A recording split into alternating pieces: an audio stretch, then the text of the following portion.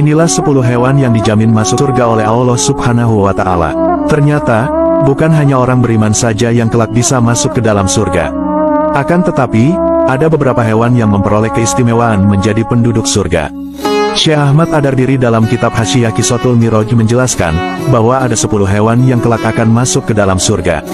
Meski dalam kitab ini tidak disebutkan satu persatu secara lengkap, namun berikut ulasan-ulasan singkatnya sesuai dengan yang dijelaskan dalam kitab-kitab sirah dan tarikh.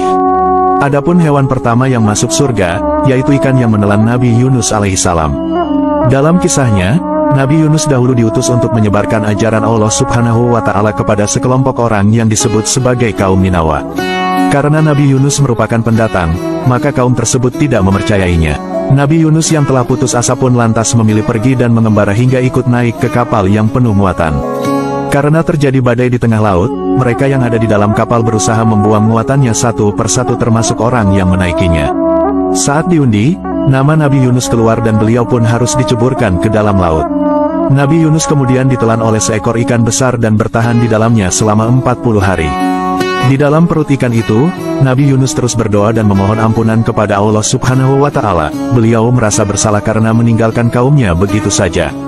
Setelah Nabi Yunus berhasil keluar, beliau lantas kembali ke kaumnya. Saat kembali, Nabi Yunus lantas terkejut saat melihat orang-orang Ninawa telah beriman kepada Allah Subhanahu wa Ta'ala. Ternyata setelah sang Nabi pergi, tiba-tiba terjadilah badai besar. Kaum Ninawa pun sadar bahwa apa yang dikatakan Nabi Yunus tentang kuasa Allah itu benar-benar nyata. Dari situlah akhirnya mereka semua bertaubat. Ikan besar dalam kisah ini ternyata merupakan perantara yang diutus Allah Subhanahu wa Ta'ala. Ia berhasil menyelamatkan sang Nabi dari badai di lautan dan mengembalikannya kepada kaum Ninawa. Itulah kenapa ikan ini diberi jaminan surga oleh Allah Subhanahu wa Ta'ala. Adapun hewan kedua yang masuk surga, yaitu kambing yang menggantikan Nabi Ismail. Dahulu, kisah ini dimulai ketika Nabi Ibrahim mendapatkan perintah Allah untuk menyembelih anaknya sendiri yaitu Ismail. Ini merupakan keputusan yang begitu berat untuk sang ayah, mengingat ia berhasil mendapatkan buah hatinya dalam waktu lama dan usaha yang besar. Namun karena ini adalah perintah sang pencipta, maka Nabi Ibrahim menurutinya dengan ikhlas. Saat penyembelihan akan dilangsungkan, Allah Subhanahu wa Ta'ala lantas mengganti Ismail dengan seekor kambing yang besar. Peristiwa inilah yang menjadi awal dari perayaan Hari Raya Kurban atau Idul Adha. Kambing yang disembelih oleh Nabi Ibrahim ini pun lantas diberi jaminan surga oleh Allah Subhanahu wa Ta'ala. Adapun hewan ketiga yang masuk surga, yaitu unta betina yang dihidupkan Nabi Saleh. Dahulu, proses menyebarkan ajaran Allah itu tidaklah mudah. Salah satu utusan yang menghadapi kesulitan ini adalah Nabi Saleh alaihissalam. Beliau diperintahkan untuk menyadarkan kaum Samud yang ingkar dan menyembah berhala. Sayangnya, niat tersebut tidak disambut baik oleh mereka. Nabi Saleh lantas dianggap sebagai orang gila saat menjelaskan tentang kekuasaan Allah Subhanahu wa Ta'ala. Bukan hanya itu saja, mereka juga memintanya untuk mengeluarkan seekor unta betina dari batu untuk menunjukkan bahwa Nabi Saleh benar-benar seorang utusan. Allah lantas memberi mukjizat kepada Nabi Saleh dan beliau pun berhasil mengeluarkan seekor unta betina yang sedang hamil dari sebongkah batu. Akan tetapi, kaum Samud masih ingkar dan tetap tak mau menyembah Allah. Mereka bahkan membunuh unta dan anak yang dikandungnya itu. Dari kejadian ini, kaum Samud kemudian diberi azab yang pedih berupa hujan batu. Sementara, sang unta betina mendapatkan jaminan surga. Adapun hewan keempat yang masuk surga, yaitu anjing Ashabul Kahfi. Dikisahkan, dahulu ada 7 pemuda yang tertidur di dalam gua selama 3 abad lamanya. Kisah mereka dikenal dengan kisah Ashabul Kahfi. Menurut kisah, mereka adalah 7 orang pemuda yang menolak perintah raja setempat untuk menyembah hal lain selain Allah. Karenanya, sang raja mengejar mereka untuk disiksa dan dibunuh. Ashabul Kahfi beserta seekor anjingnya pun lantas lari dan menetap di dalam gua. Mereka terus berdoa dan memohon keselamatan. Atas kuasa Allah, sekelompok pemuda dan anjingnya ini dibuat tertidur selama 300 tahun untuk melewati masa kepemimpinan raja yang ingkar tersebut. Saat bangun dari tidurnya, Ashabul Kahfi berhasil lolos dari kejaran raja dan hidup di masa yang jauh lebih baik. Di dalam Al-Quran, ke-7 pemuda dan seekor anjing yang mendampingi mereka itu lantas diberi jaminan surga oleh Allah Subhanahu wa Ta'ala. Adapun hewan kelima yang masuk surga, yaitu semut yang membantu Nabi Sulaiman. Dikisahkan, Nabi Sulaiman merupakan sosok utusan Allah yang terkenal kaya raya, bijaksana, serta mampu berbicara dengan hewan. Suatu hari, ia dan pasukannya sedang bepergian ke sebuah daerah bernama Taif. Mereka melewati sebuah lembah yang ternyata dipenuhi oleh sarang semut. Raja Semut pun memerintahkan kawanannya untuk segera masuk ke dalam sarang agar tidak terinjak secara tak sengaja. Ketika Nabi Sulaiman mendengar perkataan semut, maka Nabi Sulaiman meminta agar pasukannya untuk berhenti selagi hewan tersebut masuk ke sarang. Setelah itu, beliau mengajak sang Raja Semut untuk berbicara. Ternyata, Raja Semut tidak takut kawanannya terinjak. Ia malah lebih takut. Semut-semut takjub melihat kemegahan pasukan Sulaiman dan melupakan kekuasaan Allah. Adapun hewan keenam yang masuk surga, yaitu burung hudhud dalam kisah Nabi Sulaiman. Masih bersinggungan dengan kisah Nabi Sulaiman, bahwa hewan berikutnya yang mendapatkan jaminan surga adalah burung hudhud. Kisahnya berkaitan dengan upaya sang Nabi untuk membuat seorang ratu beriman kepada Allah. Nabi Sulaiman suatu hari mendengar tentang sebuah kerajaan besar dari negeri lain yang dipimpin oleh Ratu Balqis. Sayangnya, semua orang di sana menyembah matahari. Mendengar hal ini, Nabi Sulaiman pun mengirimkan burung hudhud untuk mengundang sang ratu datang ke istananya. Ratu Balqis pun menerima undangan tersebut dan dari sanalah Nabi Sulaiman mulai mengenalkan ajaran Allah kepadanya. Sang ratu pun memutuskan untuk beriman, begitu pula rakyatnya.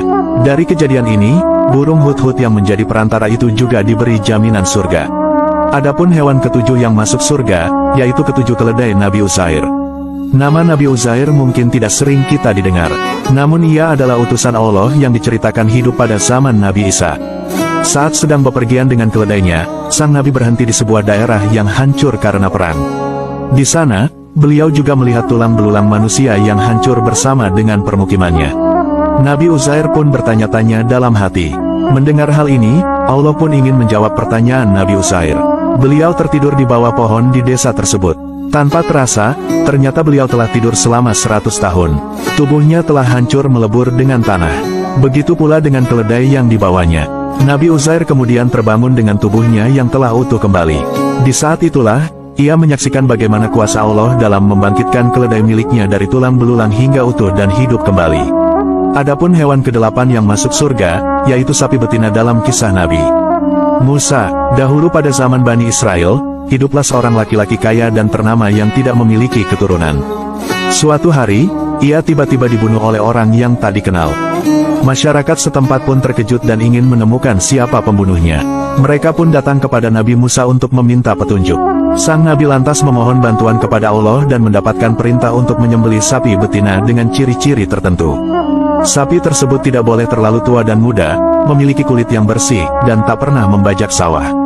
Sampai akhirnya, ditemukanlah sapi dengan karakteristik yang sesuai.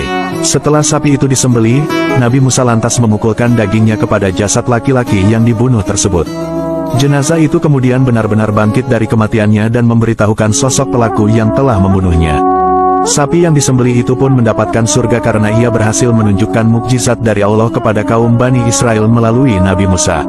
Adapun hewan kesembilan yang masuk surga, yaitu anak sapi yang dihidangkan Nabi Ibrahim. Dahulu, Nabi Ibrahim merupakan utusan Allah yang sulit mendapatkan keturunan. Berbagai cara dan ikhtiar pun telah dilakukan, namun Allah belum mengabulkan keinginannya dan sang istri Siti Sarah untuk mendapatkan momongan. Sampai akhirnya pada suatu hari, mereka kedatangan 3 orang tamu tak dikenal yang merupakan musafir atau pengembara. Walaupun orang asing, Nabi Ibrahim tetap memuliakan mereka dengan menghidangkan daging anak sapi panggang kepada mereka. Akan tetapi, ketiga tamu itu tidak menyentuh makanannya. Mereka datang hanya untuk memberi kabar bahwa Nabi Ibrahim dan Siti Sarah akan segera mendapatkan anak yaitu Ishak. Ternyata, musafir tersebut adalah jelmaan malaikat yang diutus oleh Allah. Anak sapi yang telah disembelih dan dihidangkan kepada para malaikat itu pun mendapatkan ganjaran berupa surga.